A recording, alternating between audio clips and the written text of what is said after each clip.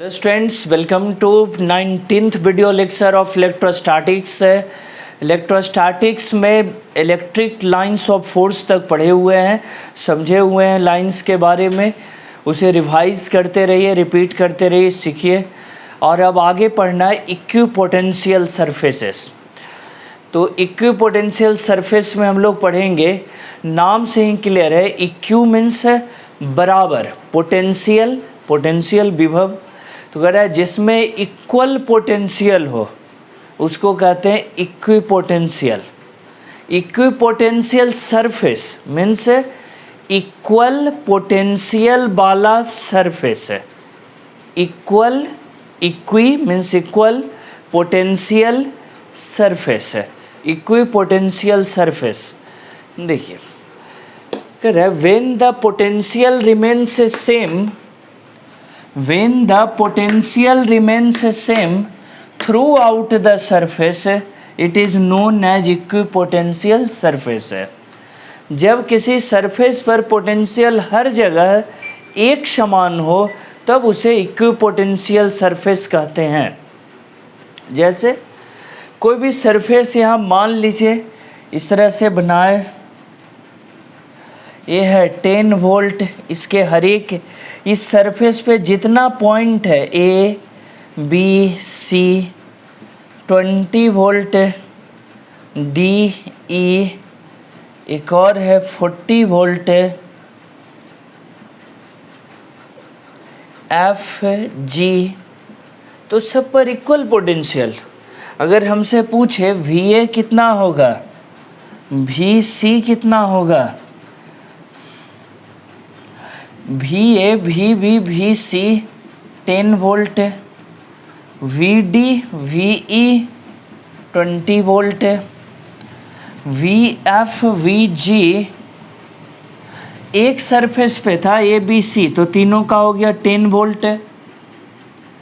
अगले सरफेस पर है कौन सा, डी और ई, तो इसका हो गया 20 वोल्ट। डी पर भी और ई का भी पोटेंशियल हो गया 20 वोल्ट। इस सरफेस पर एफ और जी दो पॉइंट लिए हैं, दोनों का वोल्टेज होगा 40 वोल्ट, दोनों का पोटेंशियल हो गया 40 वोल्ट है। तो क्या इक्विपोटेंशियल सरफेस का मतलब कोई राउंड में भी ऐसे दे दिया हो, A B C D E F, पहला पे 15 वोल्ट 30 वोल्ट, ऐसे में इसमें अगर कहे ए का, बी का और सी का, A B C all three lie on same surface having equal potential 15 volt. A B C तीनों एक ही सरफेस पर है जिसका पोटेंशियल है 15 वोल्ट, तो ये तीनों का वोल्टेज 15 वोल्ट होगा।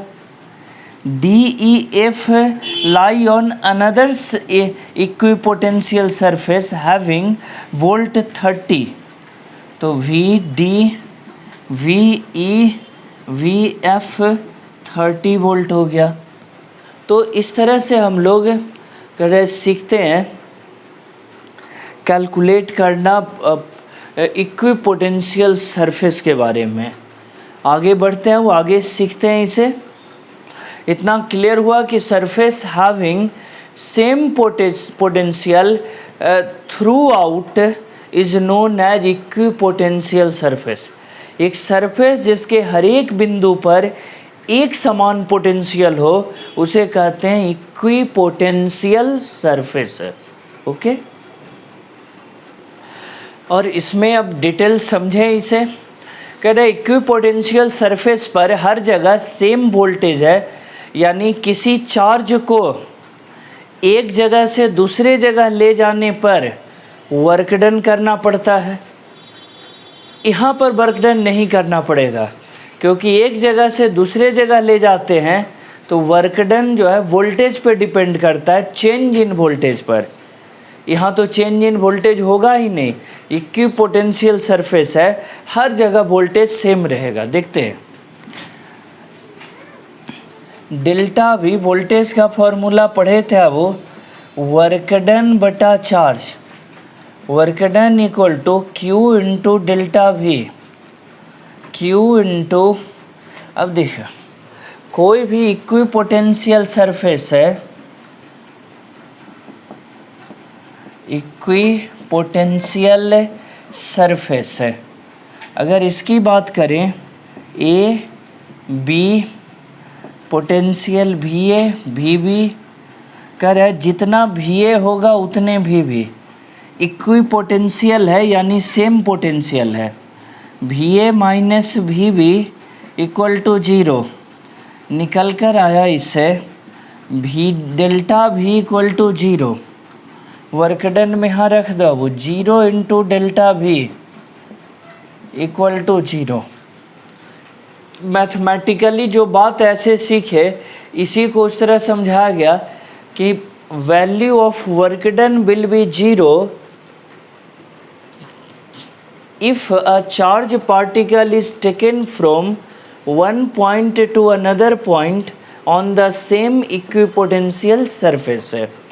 जब इक्विपोटेंशियल सरफेस पर किसी चार्ज को एक पॉइंट से दूसरे पॉइंट तक ले जाते हैं तो वर्क डन 0 होता है, क्योंकि वर्क डन डिपेंड करता है चेंज इन पोटेंशियल पर, और यहाँ पर चेंज इन पोटेंशियल कितना हो जाएगा, कह रहा है चेंज इन पोटेंशियल हो गया, यहाँ से देखते हैं इक्विपोटेंशियल सरफेस है, 2 पॉइंट लिए, जितना ए का पोटेंशियल उतना बी का, यानी डेल्टा भी चेंज इन पोटेंशियल हो गया 0, रख दिए यहाँ, वर्क डन आ गया निकल कर 0। तो ये समझाता है कि जब इक्विपोटेंशियल सरफेस पे ऑब्जेक्ट चार्ज को एक जगह से दूसरे जगह ले जाते हैं तो नेट वर्क डन इस केस में कितना होता है वो, तो अगर इस केस में नेट वर्क डन होता है 0।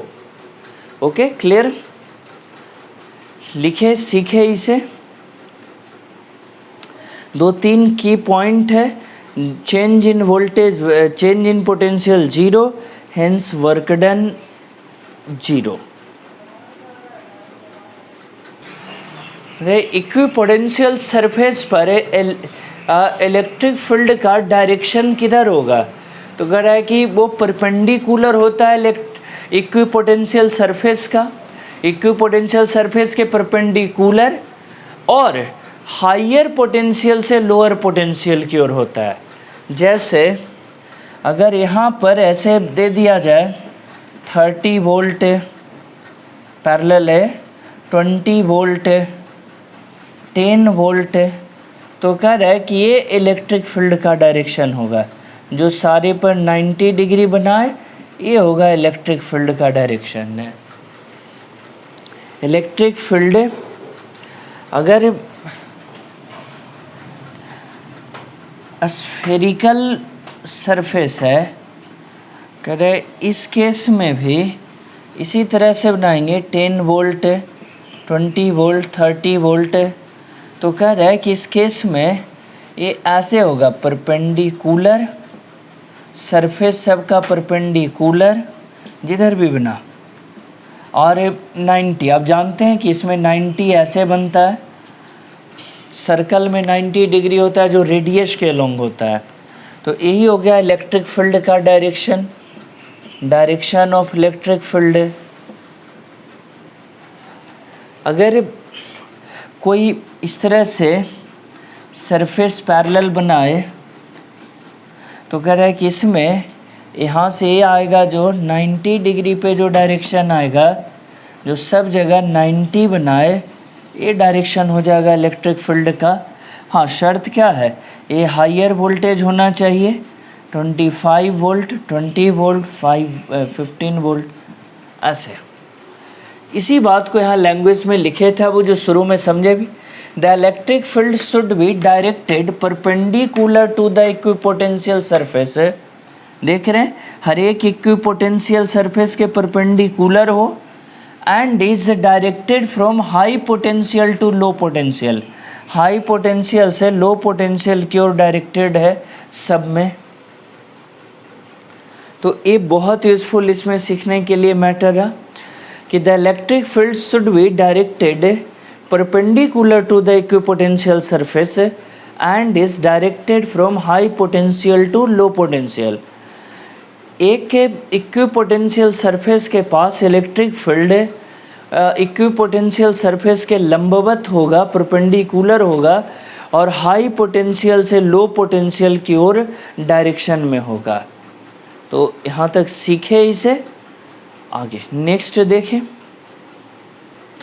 इलेक्ट्रिक फील्ड का वैल्यू कैसे निकालते हैं वो इक्विपोटेंशियल सरफेस के केस में।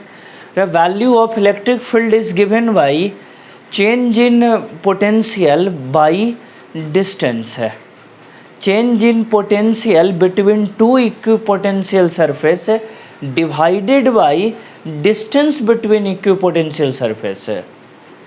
देखिए जरा, E equal to delta V by delta R equal to कितना आ गया निकल करके, E इक्वल टू, ये देखा हूँ बीच का डिस्टेंस है 10 सेंटीमीटर, 10 सेंटीमीटर ऐसे दिया हुआ है। डेल्टा भी हुआ इस केस के लिए, पहला के लिए 30 volt minus 20 volt divided by 10 centimetre, तो इसको मीटर में बदल दीजिए। 10 कट गया, 10 to 100 वोल्ट पर मीटर, ठीक है, या क्या है 100 न्यूटन पर कूलम। ये आ गया निकल कर इलेक्ट्रिक फील्ड। इस केस में देखा वो डेटा अगर दे दे, बीच का डिस्टेंस कितना ले लें, ये था 5 सेंटीमीटर, 5 सेंटीमीटर, 5 सेंटीमीटर। पोटेंशियल दिया हुआ है, इसका सेकंड क्वेश्चन के नाम पे बनाए तो E2 equal to delta V by delta R, change in potential divided by distance between two equipotential surface. कितना हो 30 माइनस 20 और नीचे 5, ये बीच का 5 सेंटीमीटर डायरेक्ट ही लिए हुए हैं, तो 5 सेंटीमीटर मीटर में कन्वर्ट कर लें,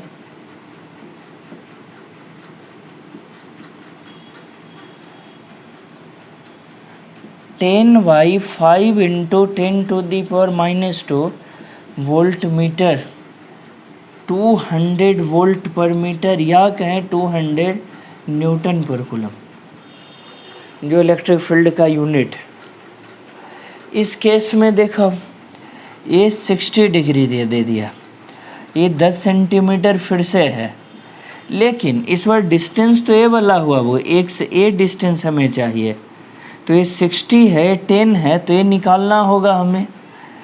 इसके लिए sine 60 equal to X by 10, X equal to 10 into sine 60 √3/2।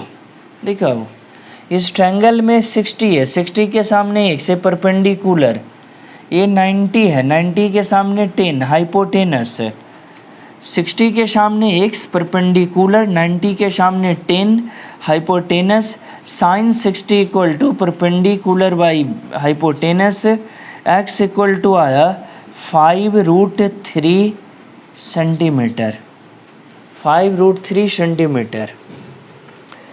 Third इसको एग्जाम्पल रखें, E3 delta V by delta R, delta V 25 minus 20, 25 minus 20, नीचे delta R 5√3 centimetre, 10 to the power minus 2, 5 cut गया, 100 by √3 volt पर पर metre, ये भी calculate हो गया।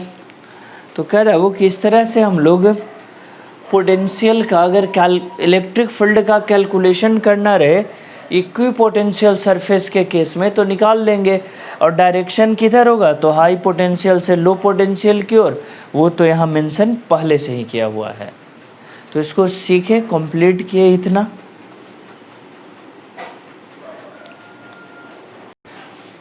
एक सिंगल चार्ज के चलते कई सारे इक्विपोटेंशियल सरफेस हो सकते हैं। अगर एक चार्ज यहाँ Q लिया हमने, देखिए इससे R1 डिस्टेंस पर, इस पर जितना भी जगह ले लें वो सब पर कितना पोटेंशियल होगा, तो सब पर पोटेंशियल हो जाएगा V1 इक्वल टू 1/4πε0 Q/R1। दूसरा अगर कोई और सरफेस ऐसे ले लें जो यहाँ से R2 डिस्टेंस पे हो, तो इस पूरे सरफेस पर कहीं भी ले लें पोटेंशियल हो जाएगा 4πε0 Q/R2, ऐसे लिख सकते हैं। यानी कह रहा है कि there will be different equipotential surfaces for a single charge. एक सिंगल चार्ज के चलते ढेर सारा इक्विपोटेंशियल सरफेस हो सकता है। देख ही रहे अब कह रहे कि इस चीज़ से एक चीज़ सीखा वो V1 equal to 4πε0 Q/R1, Q equal to 4πε0 V1R1। Medium air में रखा गया, नॉर्मली कुछ ना मीडियम दिया रहे तो चीज़ों को एयर में रखा हुआ सपोज करते हैं। V2 equal to 4πε0 Q/R2, Q equal to 4πε0 V2R2 from 1 and 2। देखो तब 1 और 2 से क्या होगा, कह रहे 1 और 2 से LHS सेम है दोनों में, 4πε0 V1R1 4πε0 V2R2 कट गया, एक कट गया। V1R1 equal to V2R2, V1/V2 equal to R2/R1। यानी ऐसे भी कहते कि V into R equal to constant हो जाता है और V proportional inversely proportional R, या कहें R इन्वर्सली प्रोपोर्शनल V। तो उससे ज़्यादा यही वाला रिलेशन यूज़ में आता है वो न्यूमेरिकल बनाने में। बोले सर अगर कोई और सरफेस लेते यहाँ से R3 डिस्टेंस पे ऐसे ही सरफेस मतलब गोल पूरा ऐसे बनाते, तो कह रहे यहाँ पर क्या होता, तो V3 4πε0 Q/R3, Q equal to V3 into 4πε0 R3। अगर इस रिलेशन में सजाया जाए तो V1R1 equal to V2R2 equal to V3R3 and so on. ये जनरलाइज रिजल्ट आ गया कि इस तरह से चार्ज का वोल्टेज और रेडियस का प्रोडक्ट हमेशा कांस्टेंट रहेगा। V1R1 इक्वल टू V2R2 और equal to V3R3 and so on चलता चला जाएगा। इस कॉन्सेप्ट का यूज़ न्यूमेरिकल बनाने में खूब करते हैं वो। चलिए लास्ट एक बार सीखते हैं कि Q से R1 डिस्टेंस पे जितना भी ये पॉइंट बनेगा सबका पोटेंशियल सेम रहेगा। Q से R2 डिस्टेंस पे जितना बनेगा उस सबका पोटेंशियल सेम रहेगा। Q से R3 डिस्टेंस पे जो बनेगा उस सबका पोटेंशियल सेम रहेगा।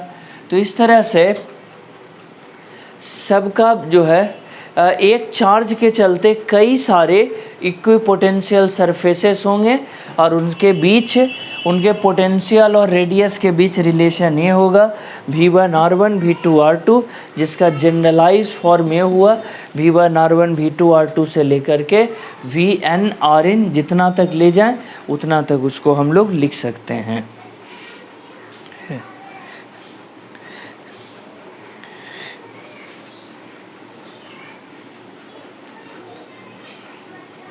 इस डिस्कशन में अगर इलेक्ट्रिक फील्ड निकालना रहा वो कहीं पर कह रहा है कि अगर इसका यूज़ करके चार्ज का यूज़ करके वो अगर किसी पॉइंट पे क्या है इलेक्ट्रिक फील्ड निकालो तो 4 पाई एप्सिलॉन नॉट क्यू बटा आर स्क्वायर पढ़े हैं।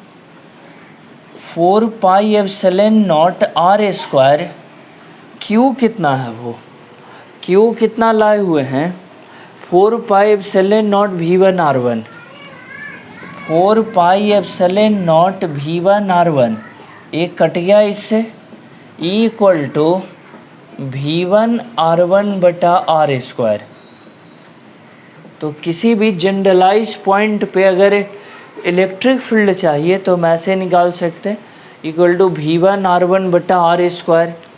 V1 R1 बराबर था वो V2 R2 के बटा आर स्क्वायर, V3 R3 बटा R square and so on.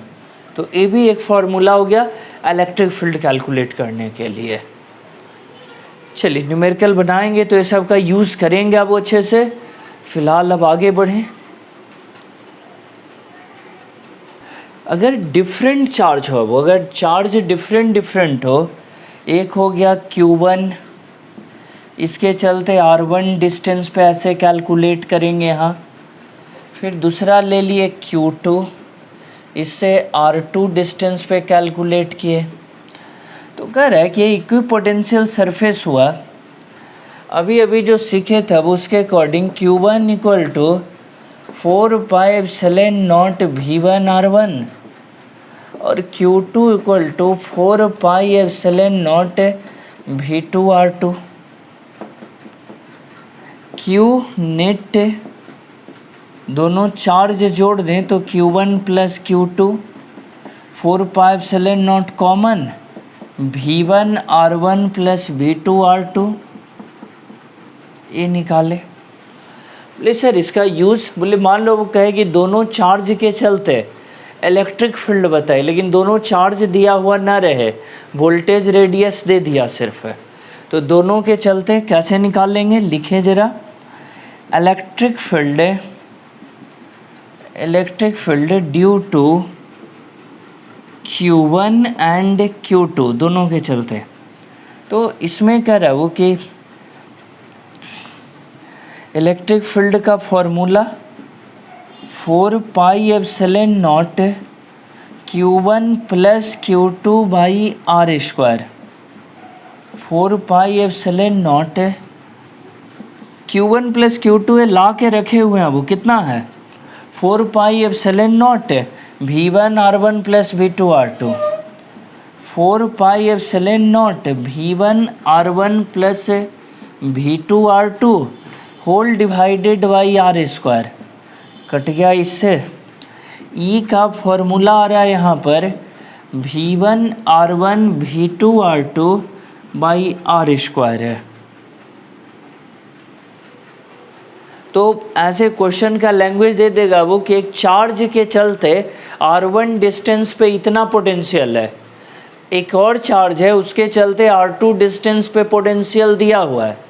अब उसके हेल्प से कहेगा कि दोनों चार्ज को एक साथ कंबाइंड करें तो उसके चलते ये R डिस्टेंस पर कितना इलेक्ट्रिक फील्ड होगा, तो हम ऐसे कैलकुलेट करेंगे उस केस में।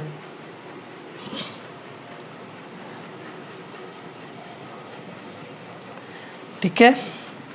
अब कह रहा है वो कि अगर इस बात के बाद अब लिखें, इसको हटाएं, सीखें इसको।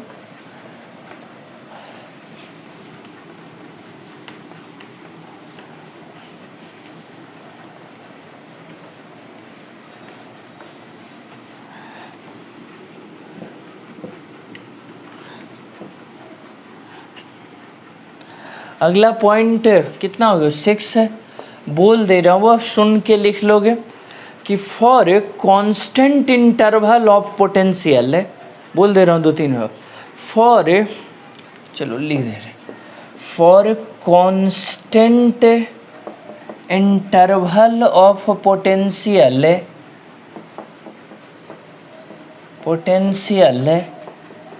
If distance between two equipotential surfaces surfaces decreases या हाँ डिक्रीजेस, इंक्रीजेस बेहतर रहेगा language, increases then electric field decreases.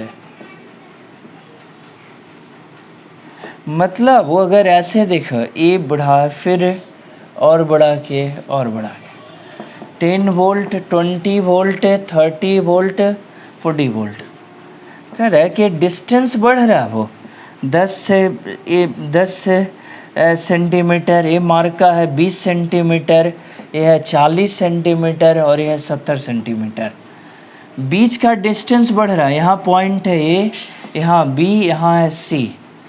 तो कह रहा है कि ऐसे में इलेक्ट्रिक फील्ड देखिए इक्विपोटेंशियल सरफेस के बीच का एक गैप जैसे जैसे बढ़ेगा इलेक्ट्रिक फील्ड का वैल्यू घटता चला जाएगा। यानी सबसे बड़ा होगा ए का मान इलेक्ट्रिक फील्ड का, फिर बी पर जो इलेक्ट्रिक फील्ड है और फिर सी पर जो इलेक्ट्रिक फील्ड है, इसी सीक्वेंस में ये सब जो है बनेगा। ये greater than E B greater than E C. जैसे जैसे डिस्टेंस है जो बढ़ते जाएगा इलेक्ट्रिक फील्ड का वैल्यू घटता जाएगा एंड वाइस वर्सा। अगर डिस्टेंस से घटता है तो वैल्यू जो है बढ़ेगा। ठीक है, इलेक्ट्रिक फील्ड ऐसे। अब अगर इसमें देखिए ज़रा, कह रहा है कि टू इलेक्ट्रिक इक्विपोटेंशियल सरफेसेस